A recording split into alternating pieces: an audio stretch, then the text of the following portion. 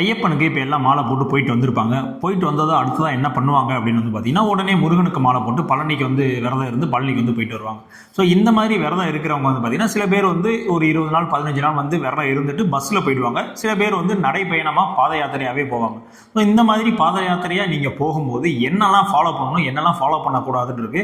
So அந்த விஷயங்களை தான் சொல்ல வந்திருக்கேன். நீங்கள் கண்டிப்பாக நீங்கள் பழனிக்கு ஒரு பாத யாத்திரை போகிறேன், இல்லை ஏதோ ஒன்றுக்கு நான் நடைப்பயணமாக பாத யாத்திரையாக போகிறேன் அப்படின்ற மாதிரி இருந்துச்சு அப்படின்னா, கண்டிப்பாக இந்த வீடியோவை எங்கேயுமே ஸ்கிப் பண்ணாம பாருங்க. இது உங்களுக்கு ரொம்பவுமே யூஸ்ஃபுல்லா இருக்கும். முதல்ல இன்னைக்கு நீங்க பாத யாத்திரை கிளம்புறீங்க, அதாவது இன்னைக்கு ஒரு ஞாயிற்றுக்கிழமை நீங்க கிளம்புறீங்க காலையில அப்படின்ற மாதிரி வச்சுக்கோங்களேன். நீங்க கிளம்ப போறீங்க அப்படின்னா காலையில எந்திரிச்சு குளிச்சுட்டு உங்களுடைய பூஜை அறையில சாமி கும்பிட்டு இந்த மாதிரி 108 அறவுரெல்லாம் சொல்லிட்டு முடிஞ்ச அளவுக்கு ஒரு அன்னதானம் ஏதாவது ஒன்று ஃபர்ஸ்ட் பண்ணிடுங்க. அதாவது நீங்க பெரிய ஃபேமிலி, நான் ரொம்ப காசு வச்சுட்டீங்க அப்படின்ற பட்சத்தில் ஒரு 10-15 பேரை கூப்பிட்டுட்டு கூட நீங்க அன்னதானம் போடலாம். இல்லப்பா என்கிட்ட அவ்வளவு வசதி இல்லை அப்படின்னா வெளியில யாராவது 2-3 பேருக்கு சாப்பாடு வாங்கி கொடுக்கலாம். அதுவுமே இல்லை அப்படின்னா கோயிலுக்கு வெளியே இருக்கிற யாராவது யாசகம் கேட்பாங்களா, பிச்சை கேட்பாங்களா, ஸோ அவங்களுக்கு ஏதாவது ஒரு ஆளோ 2 ஆளுக்கு சாப்பாடு வாங்கி கொடுக்கலாம். ஸோ அந்த அளவுக்குமே எங்கிட்ட காசு இல்லை அப்படின்னா ஒன்றுமே இல்லை, ஒரு 4 ரூபாய் 5 ரூபா கூட செலவு வச்சு ஒரு பிஸ்கட் பாக்கெட் வாங்கி ஒரு நாய்க்கு ஏதாவது ஒன்றுக்கு உங்கள் பசியை தீர்த்துட்டு அந்த மாதிரி போகணும். ஸோ அந்த கண்டிப்பான முறையில் ஒரு அன்னதானம் ஒன்று பண்ணிட்டு அதுக்கப்புறம் தான் நீங்கள் யாத்திரையை ஸ்டார்ட் பண்ணணும். இப்படி யாத்திரையை நீங்கள் ஸ்டார்ட் பண்ணும்போது வீட்டில இருந்து ஒரு 2 தேங்காயை நீங்கள் வெளியே எடுத்துட்டு வரணும்.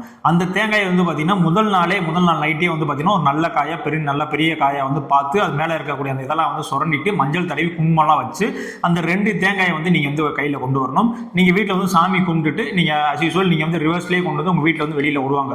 ஸோ அந்த மாதிரி நீங்க வெளியில விடும்போது சாமியை நினைச்சிட்டு உங்க குலதெய்வம் உங்களுடைய கருப்பு சாமி ஏதாவது ஒன்று நினைச்சிட்டு உங்க வீட்டின் முன்னால அந்த 2 காயில ஒரு காயை நீங்க அந்த சதுர காயை அந்த இடத்துல அடிச்சிடணும். ஏன்னா நான் பாத யாத்திரை போறேன், நான் போயிட்டு வர்ற வரைக்கும் என்னுடைய குடும்பத்தை நீ தான் காப்பாற்றி பார்த்துக்கணும் அப்படின்றத வேண்டி நீங்க அந்த இடத்துல ஒரு தேங்காயை உடைச்சிடணும். உடைச்சிட்டு இன்னொரு தேங்காயை பார்த்தீங்கன்னா நீங்களுடைய ஒரு பை போட்டிருப்பீங்க, ஜோல்னா பைன்னு சொல்லுவாங்க. ஸோ அந்த பையில் பார்த்தீங்கன்னா அந்த இன்னொரு தேங்காயை வச்சுக்கணும். இந்த தேங்காயை எங்க உடைப்பீங்க அப்படின்னு பார்த்தீங்கன்னா இந்த தேங்காயை நீங்க பழனிக்கு போனோம், அதாவது நீங்க சில பேர் திருச்செந்தூர் போவாங்க, சில பேர் பழனி. ஸோ அந்த மாதிரி எந்த முருகன் கோயிலுக்கு போறீங்களோ என்றாறதுக்கு முன்னாடி கண்டிப்பா கீழே ஒரு விநாயகர் இருப்பாரு. அந்த விநாயகரை வேண்டிட்டு அந்த விநாயகர் கோயிலுக்கு முன்னால அந்த தேங்காய் உடைச்சிடணும். எப்படி நீங்க சபரிமலைக்கு போனோடனே கன்னிமூல கணபதியை பார்த்துட்டு பக்கத்தில் ஒரு தேங்காய் அடிப்பாங்களோ, ஸோ அதே மாதிரி இங்கேயும் கீழே கணபதி இருப்பாரு, கணபதியை பார்த்துட்டு நீங்க அந்த தேங்காய் அடிச்சிடணும். ஸோ மொத்தமா நீங்க 2 தேங்காய் ரெடி பண்ணி வச்சுக்கோங்க. அடுத்து இந்த மாதிரி பாத யாத்திரை போறீங்க, உங்க பையில என்னென்னலாம் கொண்டு போகலாம் அப்படின்னா 2 பை வச்சுக்கோங்க. அதாவது உங்க கூட ஒரு வண்டி வரும். மேக்ஸிமம் இந்த குரூப்பா போறவங்க எல்லாத்துக்குமே பார்த்தீங்கன்னா முன்னாடி ஒரு டெம்போ அந்த மாதிரி வரும். ஸோ அதுல பேக்லாம் வச்சுட்டு ஒரு ஜோல்னா பை மட்டும் தான் இவங்க போட்டிருப்பாங்க. இல்ல எங்களுக்கு அந்த டெம்போலாம் வரல அப்படின்னா நீங்க ஒரே ஒரு ஜோல்னா பை மட்டும் கொண்டு போனா போதும். ஸோ அதுல முக்கியமா என்ன இருக்கணும் அப்படின்னா கண்டிப்பா ஒரு பெட்ஷீட் ஒன்று இருக்கணும். ஸோ நீங்க எங்கேயாவது ரெஸ்ட் எடுக்கணும், படுத்து தூங்கணும் அப்படின்ற பட்சத்தில் ஒரு பெட்ஷீட் இருப்பது ரொம்பவுமே ஒரு முக்கியமான விஷயம். அது இல்லாமல் அதில் வேற என்ன எடுத்துட்டு போகலாம் அப்படின்னு பார்த்தீங்கன்னா முடிஞ்ச அளவுக்கு இந்த டேப்லெட்ஸ், இந்த கால்வலி மாத்திரைகள், இந்த தைலம், இந்த மாதிரி விஷயங்கள்லாம் இருக்குல்ல, ஸோ அதெல்லாம் கண்டிப்பாக எடுத்துகிட்டு போங்க. ஏன்னா நீங்கள் போகிற ரோட்டில் பார்த்தீங்கன்னா நீங்கள் ஊருக்குள்ளேயே எல்லாம் போக மாட்டீங்க, மேக்ஸிமம் மெயில்னு ஹைவே அந்த மாதிரி தான் போயிட்டு இருப்பீங்க. ஸோ அந்த மாதிரி சுச்சுவேஷனில் நீங்கள் போய் கடைகள் அந்த மாதிரிலாம் எதுவும் தேட முடியாது. ஸோ முடிஞ்ச அளவுக்கு உங்களுடைய சேஃப்டிக்கு இந்த ஃபர்ஸ்ட் எய்ட் கிட்லாம் கண்டிப்பான முறையில் வச்சுக்கோங்க. சில பேர் சொல்லுவாங்க சாமி கொண்டு போகிறதுல இதெல்லாம் வைக்கக்கூடாதுப்பா அப்படின்னு. அப்படிலாம் ஒன்றுமே கிடையாது. நீங்கள் தாராளமாக உங்களுடைய ஜோல்னாவையில் அந்த பெட்ஷீட்டு, அந்த தேங்காய், அது இல்லாமல் இந்த மெடிசன்ஸ்லாம் எடுத்துகிட்டு போங்க. இதுக்கப்புறம் நான் முக்கியமாக ஒரு விஷயம் என்ன சொல்ல வரேன் அப்படின்னு பார்த்தோம்னா, நீங்க உடம்பு சரியில்லை, எனக்கு கை காலில் நிறைய பிரச்சனை இருக்கு, எனக்கு மூட்டு சார்ந்த பிரச்சனை எல்லாம் அதிகமா இருக்கு அப்படின்றவங்களாம் இருந்தீங்க அப்படின்னா, இந்த பிபி பேஷண்ட் இதெல்லாம் இருந்தீங்க அப்படின்னா கண்டிப்பான முறையில் பாத யாத்திரை நீங்க தவிர்த்துட்டு நீங்க பஸ்லேயே போகலாம். சும்மா அவன் போறான் இவன் போறான் அதனால நானும் போறேன் அப்படின்னு சொல்லிட்டு போயிட்டு நடுக்காட்டில் எங்கேயாவது நின்று உடம்பு சரியில்லை அந்த மாதிரி சுச்சுவேஷனுக்கு கொண்டு வர வேணாம். ஸோ முடிஞ்ச அளவுக்கு நீங்க ஹெல்த்தியா இருக்கீங்கன்ற பட்சத்தில் நீங்க பாத யாத்திரை போகலாம். இல்லைன்னா நீங்க கண்டிப்பா அதை அவாய்ட் பண்ணிட்டு நீங்க போய் பஸ்லேயே பார்த்துட்டு வந்துடலாம். அடுத்ததான் பார்த்தீங்கன்னா முடிஞ்ச அளவுக்கு ஒரு கேன் எம்டி கேன் அந்த மாதிரி வச்சுக்கோங்க. ஏன்னா நீங்க பாத யாத்திரை போயிட்டு இருக்கீங்க அப்படின்னா உங்களுக்கு தண்ணி ரொம்ப தவிக்கும். ஏன்னா உங்க உடம்பு டீஹைட்ரேட் ஆகிட்டே இருக்கும். நீங்க நடந்து போக போக உடம்புல இருக்க நீர்லாம் வெளியே போறதுனால டீஹைட்ரேட் ஆகிட்டே இருக்கும். ஸோ முடிஞ்ச அளவுக்கு நீங்க ஒரு 2 லிட்டர் அந்த மாதிரி கேனை பிக் பண்ணிட்டு அதில் தண்ணி எப்பவுமே வச்சுக்கிட்டே இருங்க.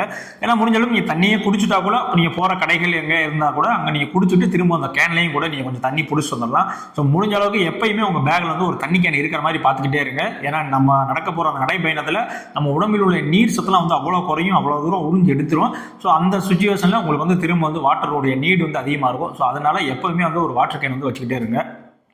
அதுக்கு அடுத்தபடியாக சில சாமிகள் வந்து பார்த்தீங்கன்னா மேக்ஸிமம் பகலில் வந்து நிறையா டிராஃபிக் ஆகுதுன்னு இருக்கும், அதனால் நான் நைட்டு தான் நடப்பேன் அப்படின்ற மாதிரி நடப்பாங்க. ஸோ நைட்டு நடக்கிறத முடிஞ்ச அளவுக்கு வந்து அவாய்ட் பண்ணிக்கோங்க. நான் நைட்டு நடக்கக்கூடாதுன்னு சொல்லல.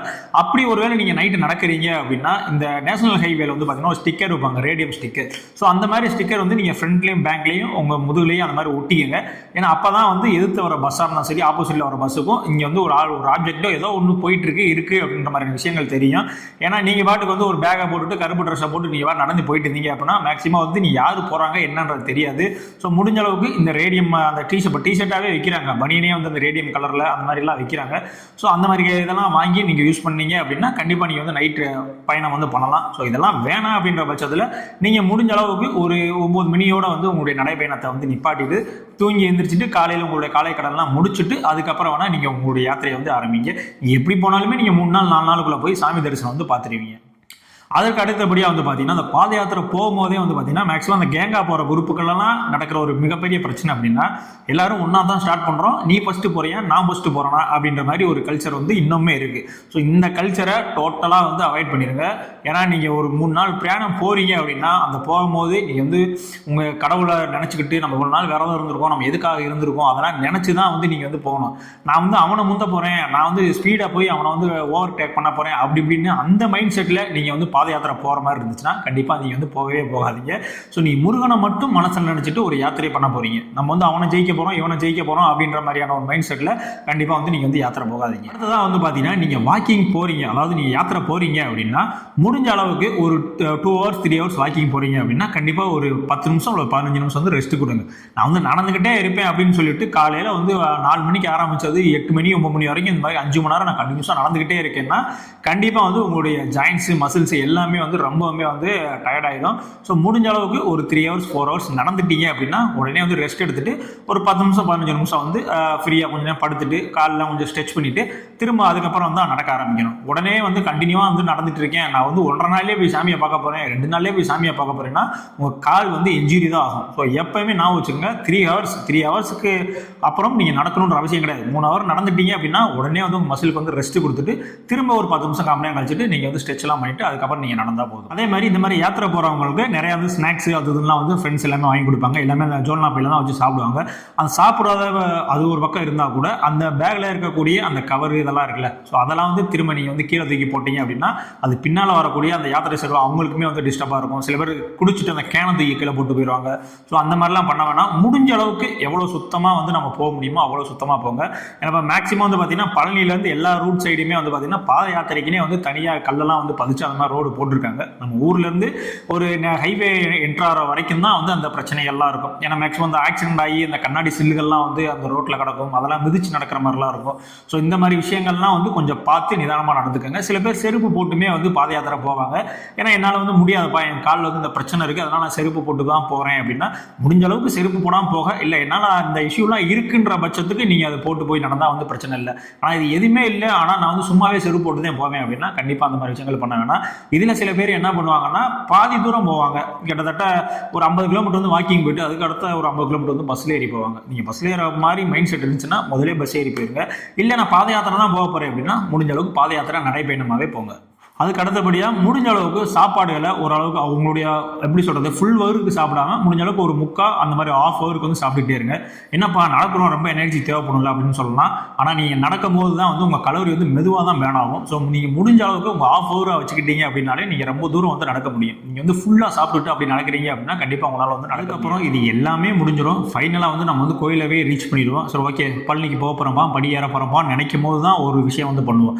இவ்வளோ தூரம் இத்தனை கிலோமீட்டர் நம்ம பொறுமையாக நடந்து வந்துட்டு அங்கே போய் வந்து பார்த்தீங்கன்னா வரிசையில் நிற்க மாட்டோம், ஏறி குதிக்கிறது தனியாக போய் நுழைஞ்சு போகிறது. ஸோ இந்த மாதிரி விஷயங்கள் இருந்துச்சுன்னா டோட்டலாக வந்து அவாய்ட் பண்ணிக்கோங்க. இவ்வளோ தூரம் இவ்வளோ பொறுமையாக நீங்கள் நடந்து வந்து நீங்கள் ஒரு 2 hour 3 hour வந்து வரிசையில் காத்திருந்து சாமி பார்க்குறதுல எந்த விதமான பிரச்சனையும் கிடையாது. ஸோ பொறுமையாக போய் எப்படி பாத யாத்திரையை அமைதியான முறையில் நடந்து வரீங்களோ அதே மாதிரி அமைதியான முறையில் வரிசையில் நின்று சாமியை பார்த்து சாமியுடைய தரிசனத்தை வந்து பெறுங்க. ஸோ நீங்கள் பாத யாத்திரை போகிறீங்க அப்படின்னா கண்டிப்பாக இதெல்லாம் ஃபாலோ பண்ணிவிட்டு பாத யாத்திரை வந்து போங்க. யாரெல்லாம் பாத யாத்திரை போகணும்னு ஆசைப்படுறாங்களோ அவங்களுக்குலாம் இந்த வீடியோவை கண்டிப்பாக வந்து அனுப்புங்க. வீடியோ உங்களுக்கு பிடிச்சிருந்துச்சு அப்படி